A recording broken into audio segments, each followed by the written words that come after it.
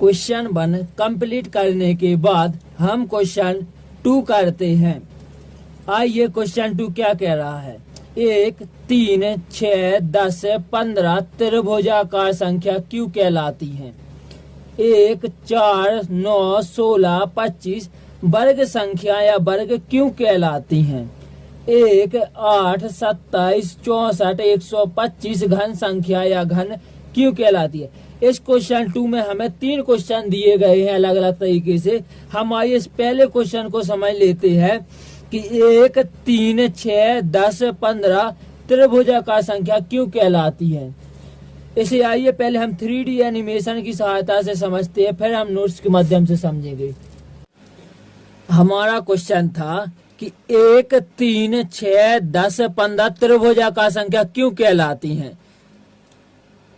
क्योंकि 1, 3, 6, 10, 15 को यदि बिंदु माना जाए, देखिए जब 1 को क्या माना जाए, बिंदु माना जाए। 3 को क्या माना जाए, बिंदु माना जाए। 6 को क्या माना जाए, बिंदु माना जाए। 10 को क्या माना जाए, बिंदु माना जाए। 15 को क्या माना जाए, बिंदु माना जाए। तो बढ़ती पंक्तियों में बिंदु लगाकर त्रिभुजाकार बना सकते हैं। देखिए जब इन्हें हम बिंदु मानते हैं तो बढ़ती पंक्तियों में, जब हम ये 3 बढ़ती पंक्ति है, बिंदु लगाकर त्रिभुजाकार बना सकते हैं। देखिए जैसे जैसे पंक्ति बढ़ती जा रही है त्रिभुजाकार बनता जा रहा है। बढ़ती पंक्तियों में बिंदु लगाकर त्रिभुजाकार बना सकते हैं। आइए नोट्स के माध्यम से देख लेते हैं। देखिए हमारा उत्तर है 1, 3, 6, 10, 15 त्रिभुजाकार संख्या कहलाती हैं। क्योंकि यदि इन्हें मतलब जो संख्या है इन्हें बिंदु माना जाए। देखिए 1 को क्या माना जाए, बिंदु माना जाए। 3 को क्या माना जाए, बिंदु माना जाए। तो बढ़ती पंक्तियों में बिंदु लगाकर त्रिभुजाकार बना सकते। देखिए जैसे जैसे बढ़ती हुई पंक्तियों में बिंदु लगाकर त्रिभुजाकार बना सकते हैं।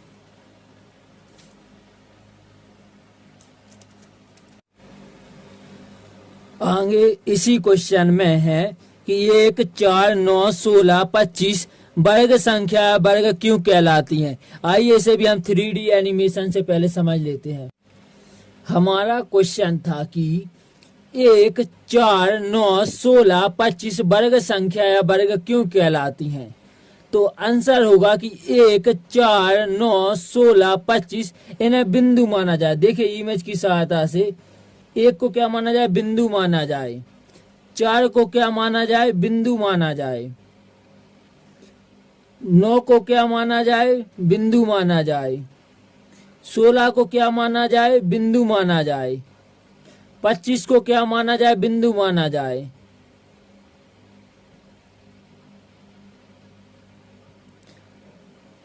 तो समान पंक्तियों में और स्तंभों में बिंदु लगाकर वर्ग बनाते हैं।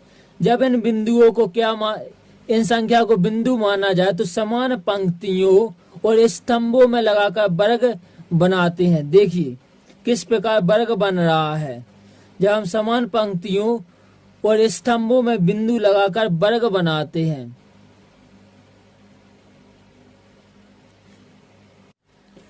क्वेश्चन 2 को नोट्स के माध्यम से देख लेते हैं। देखिए क्या कह रहा है नोट्स में, क्या लिखा है। 1, 4, 9, 16, 25 वर्ग संख्याएं कहलाती हैं क्योंकि इन्हें बिंदु माना जाए। 1, 4, 9, 16, 25 को बिंदु माना जाए। देखिए इनमें से देखिए 1 को बिंदु माना जाए, 4 को बिंदु माना जाए, 9 को बिंदु माना जाए।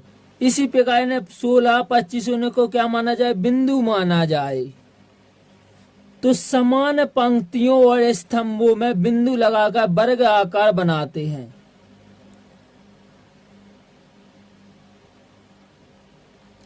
देखिए समान पंक्तियों और स्तंभों में बिंदु लगाकर हम इन बिंदुओं को समान पंक्तियों और स्तंभों में लगाकर वर्ग का आकार बनाते हैं। आप इमेज से देख पा रहे होंगे। तो हमारा यही आंसर हो जाएगा इसका। क्वेश्चन 2 में आगे बढ़ते हुए 1, 8, 27, 64, 125 घन संख्या या घन क्यों कहलाती हैं?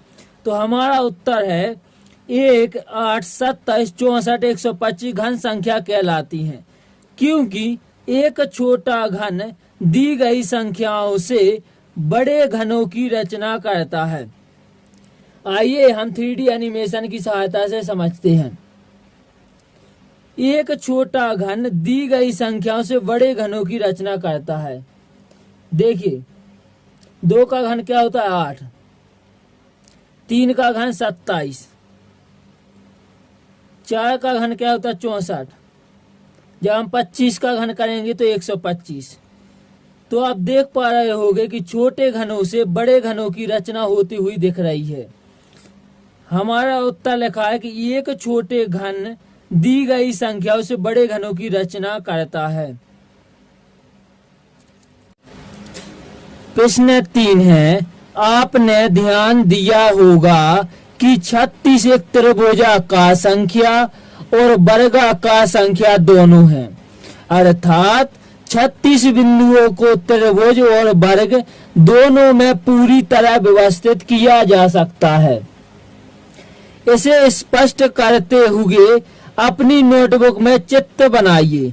मतलब क्वेश्चन पूछ रहा है हमसे, ये 36 है त्रिभुजाकार संख्या और वर्गाकार संख्या दोनों है, इसे अपनी नोटबुक में बनाइए।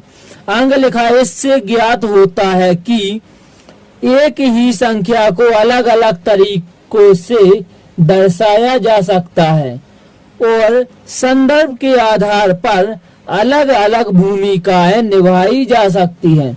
कुछ अन्य संख्याओं को अलग अलग तरीकों से चित्रात्मक रूप से दर्शाने का प्रयास कीजिए। सबसे पहले हम यहाँ से यह वाला क्वेश्चन इतना कर लेते हैं। क्वेश्चन में लिखा गया था कि 36 एक त्रिभुजाकार संख्या और वर्गाकार संख्या दोनों हैं। तो देखिए हम देखते हैं, 36 त्रिभुजाकार संख्या भी है और देखिए 36 वर्गाकार संख्या भी है। आइए इसे हम अब नोट्स के माध्यम से देख लेते हैं। देखिए हम नोट्स में किस प्रकार त्रिभुजाकार संख्या बनाएंगे। जैसे कि त्रिभुजाकार संख्या बोला है तो आप जानते हो त्रिभुजाकार संख्या का मतलब होता है प्राकृत संख्या या गिनतियों का योग। जब हम 1 और 2 को जोड़ते हैं तो 3 आता है। जब हम इन सभी को जोड़ेंगे 1 और 2, 3 और 3 6, इसी प्रकार जब हम गिनतियों को जोड़ते जाते हैं तो त्रिभुजाकार संख्या बनती जाती है। जैसे कि आप देख पा रहे होगी कि 1 में जब 2 जोड़ा तो 3 आया, 3 में 3 जोड़ा तो 6, 6 में 4 जोड़ा तो 10, 10 में 5 जोड़ा तो 15, 15 में 6 जोड़ा तो 21, 21 में 7 जोड़ा तो 28, 28 में 8 जोड़ा तो 36। हम नोट्स में इस प्रकार त्रिभुजाकार संख्या बना सकते हैं और इसी प्रकार हम वर्गाकार संख्या भी बना सकते हैं। देखिए आगे हमें प्रश्न में क्या पूछा गया है। इससे ज्ञात होता है कि एक ही संख्या को अलग अलग तरीकों से दर्शाया जा सकता है। हमने देखा कि 36 संख्या को अलग अलग तरीकों से दर्शाया जा सकता है, त्रिभुजाकार और वर्गाकार, और संदर्भ के आधार पर अलग अलग भूमिकाएं निभाई जा सकती हैं। कुछ अन्य संख्याओं को अलग अलग तरीकों से चित्रात्मक रूप से दर्शाने का प्रयास कीजिए। मतलब आगे क्वेश्चन कह रहा है आप अपने अनुसार एक संख्या लीजिए और वो संख्या बताइए कि जो अलग अलग तरीकों से दर्शाया जा सके। जैसे कि हम संख्या 6 ले लेते हैं। देखिए 6 त्रिभुजाकार भी दर्शा रहा है और 6 आयताकार भी दर्शा रहा है। मतलब एक ही संख्या को अलग अलग तरीके से दर्शाया जा सकता है।